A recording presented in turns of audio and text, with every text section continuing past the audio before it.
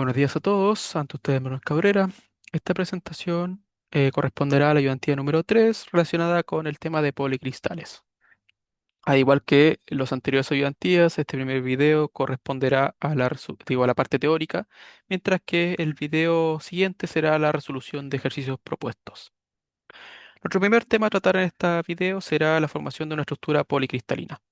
¿Ya? En este caso, cuando nosotros tenemos una lesión que se formó en base a un proceso de fundición, tenemos todos nuestros elementos aliantes en una especie de líquido, en una colada, como se denomina, la cual a medida que nosotros disminuyamos la temperatura se va a ir generando el proceso de solidificación para formar nuestra lesión ya homogeneizada. En este caso, lo que se va a formar es que como vamos a ir eliminando lo que sería la temperatura, la energía interna del sistema también va a ir reduciéndose, haciendo que en distintos puntos de nuestra colada se empiecen a formar núcleos mediante un proceso denominado nucleación. Ya, en este caso existen dos tipos de nucleaciones, la nucleación homogénea y heterogénea.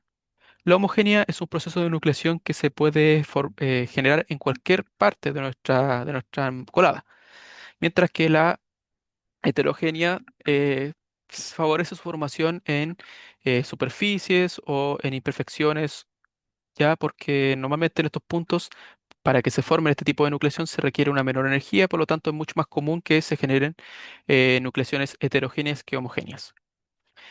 Esta nucleación lo que va a permitir es que los átomos que se encuentran a su alrededor se empiecen a organizar formando la estructura cristalina propia de nuestra lesión, ¿ya? Como se puede apreciar en la imagen número B y número C. este, Cuando nosotros sigamos disminuyendo lo que sería nuestra temperatura, lo que van a hacer es que se van a ir creciendo estos cristales, como se puede apreciar en esta figura, hasta que se encuentren unos con otros. En este caso, cada cristal, si nuestro material es monofásico, va a presentar la misma estructura cristalina. Por ejemplo, un ejemplo cualquiera, una estructura FCC, ¿ya?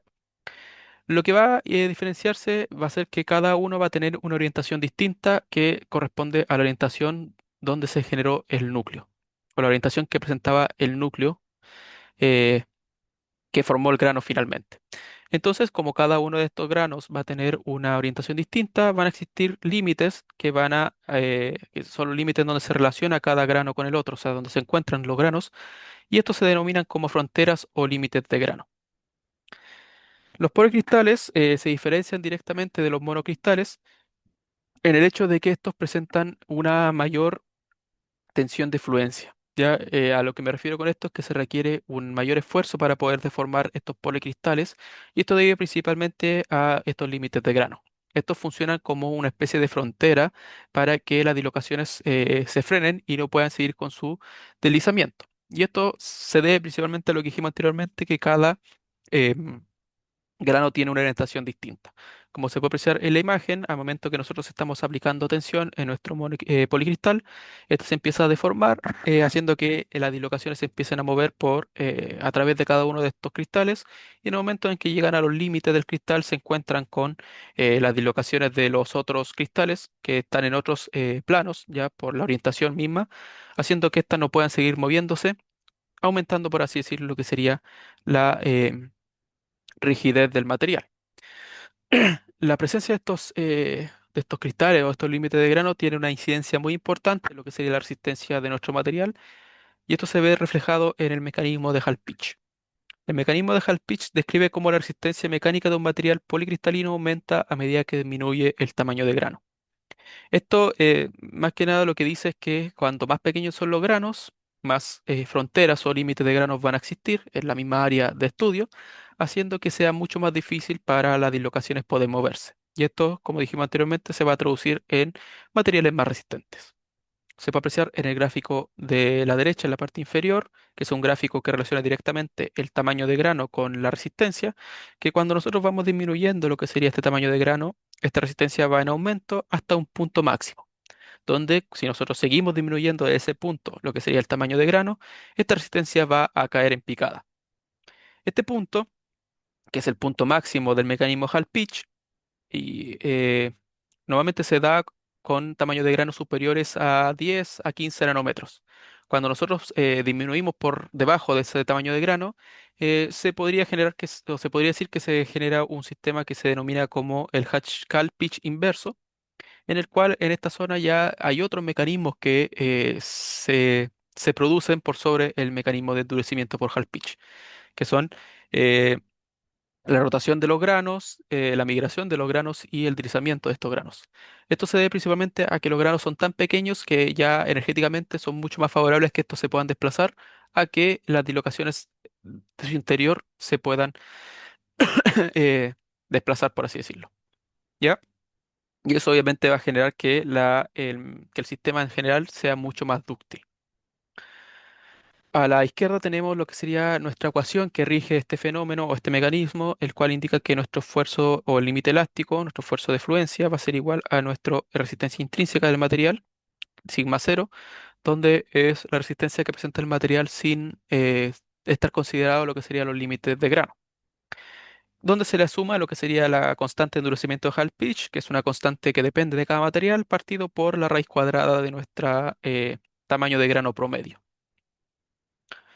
Otro mecanismo que es muy interesante es el mecanismo de Maclado. Ya, el mecanismo de Maclado lo que indica es que cuando nosotros aplicamos un esfuerzo cortante sobre nuestro material, una porción del cristal cambia su orientación de forma que la nueva orientación es un reflejo del original respecto a un plano específico, el cual se denomina como plano de Macla. Esto se puede apreciar en lo que sería la figura de la derecha, aquí donde se puede observar que cuando nosotros tenemos una deformación común que se genera por deslizamiento de dislocaciones, se observa que esto se va generando de manera localizada y progresiva. Por ejemplo, partiendo desde este punto inferior, se van deslizando hacia arriba, formando esta estructura que es como tipo escalera. Mientras que el mecanismo de Maclado lo que hace es que todos los átomos se genera una orientación completa de los átomos y estos se deforman de manera colectiva, ¿ya? Ya no es localizada. Y es casi todos en un periodo de tiempo muy corto, formando este cambio de la orientación. Aquí abajo se puede observar también este mismo fenómeno con otra representación gráfica. El maclado se activa cuando el deslizamiento no es suficiente o está bloqueado, ¿ya? Esto es uno de los conceptos básicos que se puede em, producir, por ejemplo, en materiales con estructuras HCP, como el magnesio, el titanio o el circonio, que como dijimos, en las ayudantías pasadas presentaban muy pocos sistemas de deslizamiento. En este caso eran solamente tres, en comparación con los FCC y FCC, que alcanzan hasta 12 sistemas de deslizamiento. Otro caso donde se puede producir este sistema es en alta tasa de deformación, o sea, por ejemplo, cuando se producen impactos o, en este caso, choques o impactos balísticos, en donde la deformación es muy rápida y muy intensa, por así decirlo. También a bajas temperaturas, donde se sabe que cuando la temperatura disminuye, el movimiento de estas dislocaciones es mucho más difícil de que se produzca. Otro tema o otro mecanismo importante es la energía de falla de apilamiento, que tiene una relación muy directa con el sistema de Maclado. La energía de falla de apilamiento es como una propiedad fundamental de todos los materiales cristalinos y se ve o se refleja mucho en lo que serían las estructuras FCC y se describe como la energía asociada a una imperfección plana en el ordenamiento de los planos atómicos. ¿A qué me refiero con esto? Es que, por ejemplo, en la figura de más abajo podemos ver una celda FCC, la cual se observa que tiene tres planos de deslizamiento, que sería el plano A, C y B, que son los planos en los cuales se genera el mayor empaquetamiento atómico. A su vez, en la figura de abajo se puede observar lo mismo, pero para una estructura HCP que solamente presenta dos planos de deslizamiento, que sería el plano A y el plano B. Se puede observar que en un sistema, en un material normal, ¿ya? Va a existir muchas veces que van a existir, estos planos no van a existir dentro de nuestra estructura, como se puede apreciar acá, donde existe una falla de apilamiento en el cual el plano B no se encuentra en la estructura. Esto obviamente va a producir eh, o va a tener una relación directa, como dije anteriormente, con el mecanismo de Maclado, en donde un alto nivel de SFE permite que las locaciones se puedan mover con mayor libertad y recombinarse, lo que favorece, por ende, el mecanismo de deslizamiento de locaciones, haciendo que el maclado no alcance a producirse. Mientras que el caso contrario, cuando la energía SFE es muy baja, genera que las dislocaciones principales se dividan en dislocaciones parciales, las cuales se encuentran separadas por estos fallas de apilamiento, haciendo que el movimiento de estas dislocaciones sea mucho más complejo, lo que obviamente va a favorecer la formación de este o la proliferación de este mecanismo de Maclado. ¿Cuáles son los efectos de Maclado de los materiales? En este caso, principalmente lo que hace es aumentar la resistencia y dureza, ¿ya? Esto se debe principalmente a que esta reorganización o más que organización, esta nueva orientación que se va a formar aquí en nuestros planos cristalográficos va a funcionar como un límite o un limitante al movimiento de dislocaciones, haciendo que el material pueda deformarse o le dificulte mal la deformación, ¿ya? No obstante, es importante también destacar que, por ejemplo, en materiales donde que son altamente duros o altamente resistentes, ya como pueden ser los materiales HCP, este mecanismo permite la deformación plástica, ¿ya? Sobre todo, como dijimos anteriormente, son materiales que su estructura no tiene suficientes planos de deslizamiento, sistema de deslizamiento, mejor dicho, entonces este mecanismo se va a activar con mucha mayor frecuencia. También tiene otros fenómenos como pueden ser los cambios en texturas cristalográficas, la generación de interfaces y el comportamiento histerético. Estos dos últimos se alejan un poco a lo que sería el alcance de este curso, ya que se relacionan principalmente con propiedades anticorrosivas y de difusión, y el comportamiento histerético con temas magnéticos. ¿Ya? A la derecha se puede observar este fenómeno de mezclado, que en este caso en inglés se denomina como twinning. Entonces se puede observar que tenemos dos aleaciones, donde la primera, que es este Brass, tiene un fenómeno de twinning, ¿ya? Haciendo que la dureza de este material o la resistencia de este material aumente por sobre la del copper o cobre, que no presenta este fenómeno. Al igual que lo que pasó con el fenómeno de Hall-Pitch, este fenómeno, este esfuerzo de Maclado, se puede calcular donde el esfuerzo crítico para iniciar el maclado, que se denomina como sigma TW o sigma twinging, es igual a la constante K, que es una constante empírica de cada material, y está relacionada directamente con la energía de falla de apilamiento, el módulo de rigidez o cortante y el vector Burgers, ¿ya? Como se puede apreciar acá. Como dije anteriormente, de la misma manera que vamos a trabajar con ejercicios de Hall-Pitch, también lo vamos a hacer con ejercicios de maclado. Finalmente vamos a pasar a los procesos de conformado de nuestros materiales. Ya nosotros, cuando nosotros obtenemos nuestra material ya mediante fundición o el proceso de fabricación que sea, este material va a presentar una geometría principalmente de la matriz con la que se fabricó. Y este material no va a ser apto para una aplicación industrial, ya que cada aplicación va a requerir una forma específica. Existen dos formas de poder darle forma, valga la redundancia, a nuestro material, que es el mecanizado, que consiste en la eliminación de material para darle uso, o el proceso conformado, que corresponde a deformar nuestro material de manera plástica para llegar a las dimensiones que se solicita para la utilización en la industria. En este caso, el objetivo, como se puede como se demuestra más abajo, dice que es dar forma geométrica útil al material y también genera una mejora en las propiedades mecánicas que va por optimizar la estructura interna del material y reducir lo que serían los defectos internos propios del proceso de fabricación. Perdón. A su vez es importante tener en cuenta que este es un proceso de formación plástica, por lo tanto cualquier tipo de aleación que presente muy poca ductilidad va a ser muy complejo su conformado. Ya, por lo tanto hay que tener un conocimiento importante de los procesos que se van a utilizar y de la aleación a la cual se van a someter, o a los procesos a los cuales se va a someter esta aleación, mejor dicho. En este caso vamos a tratar eh, cinco tipos de procesos conformados, los cuales son el laminado, la extrusión, el forjado, el trefilado y el estampado, que los vamos a ver un poco más adelante. Todos estos conformados se pueden dividir en dos, que serían los conformados en caliente y los conformados en frío. En este caso, el conformado en caliente es un proceso de formación plástica, como todos los que vamos a ver, donde el material se trabaja a una temperatura superior a la temperatura de recristalización. Aquí es importante destacar esto, la temperatura de recristalización es una temperatura en la cual nuestro material permite la eliminación de lo que sería las dislocaciones, la formación de nuevos granos y la restauración de las propiedades mecánicas. Por lo tanto, cuando nosotros superamos la temperatura de recristalización, lo que estamos haciendo en este caso es revertir todo el fenómeno producido por el endurecimiento de trabajo o por trabajo, que es el que vimos en la ayudantía pasada, que es el que se va generando por el aumento de las dislocaciones mediante el mecanismo de Frank Reed, etcétera, como dijimos, o el mecanismo de Loomer también, todos los mecanismos que vimos en la ayudantía pasada. Entonces, como nosotros aquí lo que estamos haciendo es trabajar por sobre esta temperatura, em, los granos que se van a estar deformando se van a poder recristalizar instantáneamente, haciendo que todo este fenómeno de endurecimiento no se produzca. Entonces, las características principales son que el material se deforma fácilmente con menos esfuerzo mecánico. Esto obviamente atribuido al hecho de que estamos aumentando lo que sería la temperatura, por lo tanto, la ductilidad de nuestro material va a aumentar.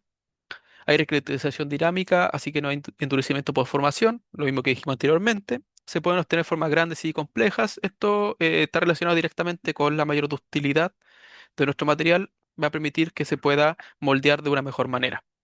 Se reducen los riesgos de agrietamiento por deformación, lo mismo que dijimos anteriormente, y que la estructura de grano se refina si se controla adecuadamente el enfriamiento. Las ventajas de este proceso son la alta ductibilidad del material durante el proceso. Aquí, por ejemplo, cuando nosotros trabajamos con materiales con mucha resistencia y poca ductilidad, se recomienda que siempre se trabaje a temperaturas elevadas. ¿Ya? ¿Por qué? Porque si nosotros no aumentamos la temperatura, lo más probable es que la ductilidad de nuestro material no alcance para poder aplicar todos estos mecanismos de conformado, haciendo que el material se fracture. Y obviamente un material fracturado no sirve para ningún tipo de propósito. También permite formar formas complejas y piezas grandes, como dijimos anteriormente, requiere menos fuerza que el conformado en frío por la ductilidad, refinamiento de grano si se enfría correctamente y menos riesgo de fractura, fatiga por agrietamiento durante la deformación. Por otro lado, tenemos las desventajas que es menor precisión dimensional. Esto debido principalmente a que cuando nosotros aplicamos temperatura, lo que estamos haciendo es dilatar nuestro material, haciendo que cuando este material se enfríe, las dimensiones finales sean distintas a las que se trabajaron con el material en caliente. Por lo tanto, esto, si no se controla correctamente, puede afectar la funcionalidad de nuestra pieza fabricada. El acabado superficial es pobre, que pasa principalmente por el hecho de que al momento de calentar el material, este es más sugestible a que se oxide. Costos energéticos elevados propios del uso de fuentes de energía para calentar el material. Y por último, que las herramientas tienen que estar o tienen que soportar estas altas temperaturas de trabajo. Caso contrario es el tema del conformado en frío, ya en el cual es un proceso de deformación plástica en el que se somete a un metal a fuerzas mecánicas en frío, lo que cambia su forma sin eliminar material. Las características principales es que se realiza por debajo de la temperatura de recristalización, que este es el punto importante de estos dos mecanismos, es lo que lo diferencia principalmente. Lo que, como estamos trabajando por debajo de esta temperatura de recristalización, el material alcanza a endurecerse por deformación. Generalmente se obtienen dimensiones más precisas y mejores acabados superficiales. Se requiere mayores fuerzas para deformar el material comparado con el conformado en caliente. Como dijimos anteriormente, al estar trabajando en frío, las propiedades de ductilidad bajan, por lo tanto es más complejo darle forma a los materiales. Las ventajas son alta precisión dimensional, excelente acabado superficial, mejora de las propiedades mecánicas por endurecimiento, aumentando lo que sería la dureza y la resistencia si es lo que se quiere obtener. Ahorro energético, propiamente del hecho de no estar utilizando energías externas para calentar el material. Buena repetitividad y productividad en procesos automatizados. Esto más que nada es por el hecho de que al estar trabajando en frío, muchas de nuestras herramientas van a tener una mayor vida útil y va a ser mucho más seguro trabajar con ellas. Los problemas van la menor ductilidad del material, que es normalmente se sabe que la resistencia y la ductilidad son fenómenos opuestos, por lo tanto, comúnmente, o lo que siempre pasa si no se trabaja eh, con cuidado es que cuando aumente la resistencia va a disminuir la ductilidad y viceversa. Ya, eso es un fenómeno que siempre va a pasar. Eh, Mayor necesidad de fuerza y equipos robustos, principalmente para poder trabajar con materiales poco dúctiles. posibles formación de tensiones residuales internas debido a este endurecimiento por formación. Es posible que internamente se generen muchas tensiones que puedan llegar a debilitar el material si es que no se trata o si es que no se controla este fenómeno debidamente y no adecuado para materiales muy duros o frágiles sin recocido previo. Esto, como dijimos anteriormente, si trabajamos con materiales muy duros, estos se van a fracturar antes de poder darle la forma que queremos. Pasando directamente con los procesos de conformado, el primero es el proceso de laminación, que como se puede observar en la figura, es un proceso que se trabaja comúnmente con placas, en lo que se busca es darle un espesor eh, o una reducción del espesor ya para la utilización que se le quiera dar. En este caso se utiliza haciendo pasar nuestro material por rodillos, que lo que van a hacer van a ir deformando nuestro material a la espesor necesario. En este caso, la figura de la derecha lo que nos muestra es un proceso de laminado en caliente, donde se genera este inicio de la recristalización, haciendo que los granos deformados durante este proceso de laminación terminan como granos del mismo tamaño, ya y sin eh, tensiones internas, al igual que la estructura policristalina de partida. Otro tema es la forja, que la forja también es un proceso conformado que se aplica a presión o impacto sobre un material. Comúnmente nosotros siempre vemos la forja en, por ejemplo, la herrería, donde se observa a estos herreros mediante martillo modificar la geometría del material, ¿ya? La forja se realiza normalmente a altas temperaturas, ¿ya? O a temperaturas ambientes, aunque es menos común, ¿ya? Normalmente a temperaturas ambientes el riesgo que se corre es que nuestro material no sea lo suficientemente tenaz, haciendo que con estos golpes sucesivos terminen proliferando las grietas, haciendo que finalmente nuestro material se fracture. El objetivo de la forja, perdón, es modificar la forma del material sin alterar su estructura cristalina o mejorar sus propiedades mecánicas como resistencia y dureza. Esto debido a que si se trabaja en frío y el material lo permite, se pueden llegar a mejorar la dureza por lo que sería este endurecimiento por trabajo. La extrusión, por otro lado, lo que nos permite es expulsar este material por una cavidad cerrada a través de un orificio de una matriz mediante la fuerza de compresión aplicada por un pistón.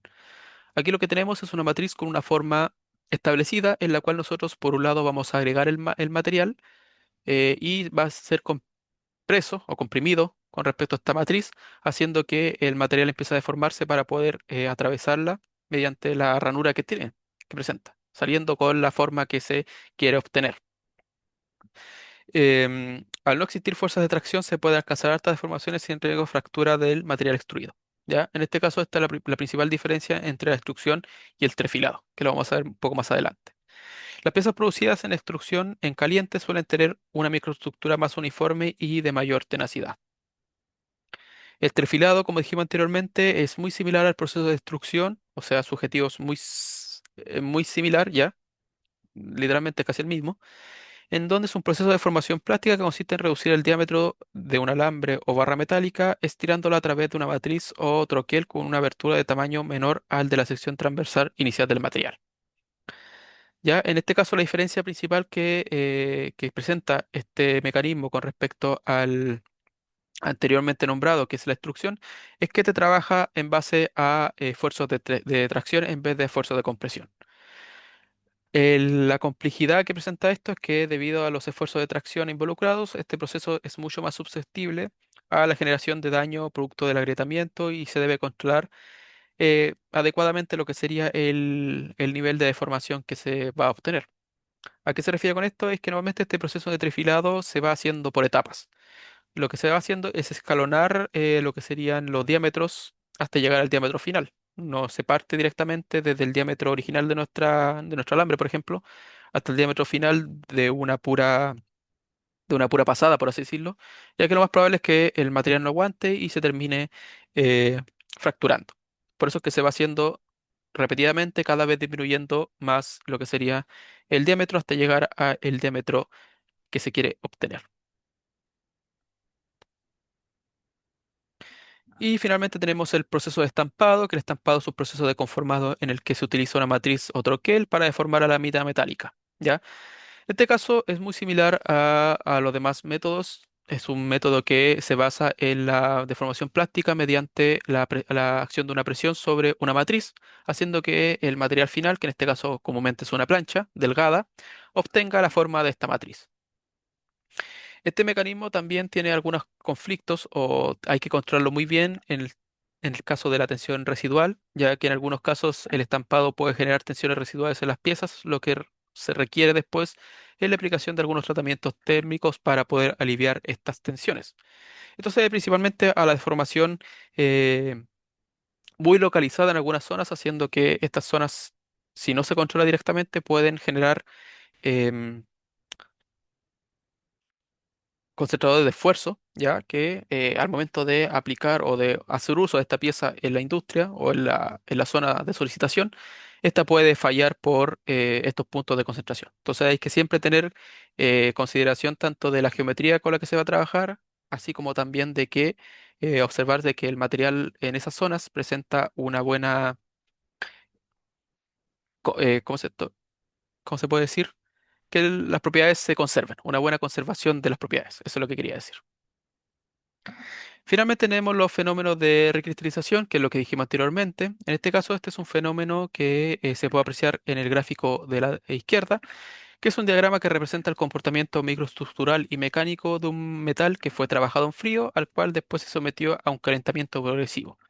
En este caso, se pueden observar que es tres etapas, que sería la etapa de recuperación, recristalización y crecimiento de grano, donde la etapa de recuperación es la primera que se produce al momento de nosotros calentar nuestro material, en donde los granos que aún se mantienen con esta deformación se empiezan a producir una liberación de lo que serían las tensiones internas, haciendo que el material disminuya lo que sería su cantidad de densidad de dislocaciones. La recristalización, por otro lado, es un proceso en el cual se empiezan a formar nuevos tipos de granos, ¿ya? De tamaño pequeño y con tamaños equiaxiales, o sea que son granos muy similares unos a otros y que no se presenta ningún tipo de deformación. Cuando aumentamos aún más la temperatura, estos granos empiezan a presentar un fenómeno de crecimiento, ¿ya? Y empiezan a engrosarse. Si nosotros prestamos atención a este proceso y lo relacionamos directamente con lo que vimos al principio de la ayudantía, se puede observar que la dureza debería disminuir en este punto, o la resistencia debería disminuir en este punto, debido a que el tamaño de grano está aumentando. Por lo tanto, el mecanismo de Hall Pitch está trabajando o no está trabajando correctamente. Esto se puede ver directamente en lo que sería la densidad residual y estrés de nuestro gráfico, que es la parte superior de este. Entonces se puede observar que ambas disminuyen durante este proceso de recristalización, sobre todo en la etapa de recuperación, que es en esta etapa en donde nuestro material o nuestras tensiones internas se eliminan, ¿ya? Y la densidad de dislocaciones disminuye eh, mucho. También se puede observar que la ductilidad va en aumento a medida que nosotros aumentamos la temperatura, primero por esta formación de nuevos cristales de la recristalización y después por el tamaño o el crecimiento de estos granos, ¿ya? Y lo mismo pasa con la dureza y el esfuerzo de fluencia, los cuales van disminuyendo de manera progresiva, especialmente durante la recristalización, que es el punto máximo de disminución, donde esto principalmente se debe a que en este punto se reducen las dislocaciones, por lo tanto existen menos obstáculos para que las dislocaciones que aún se mantienen puedan seguir con su desplazamiento. Y eso sería la primera parte de nuestra ayudantía con respecto a policristales. A continuación vamos a ver lo que sería la resolución de ejercicios prácticos.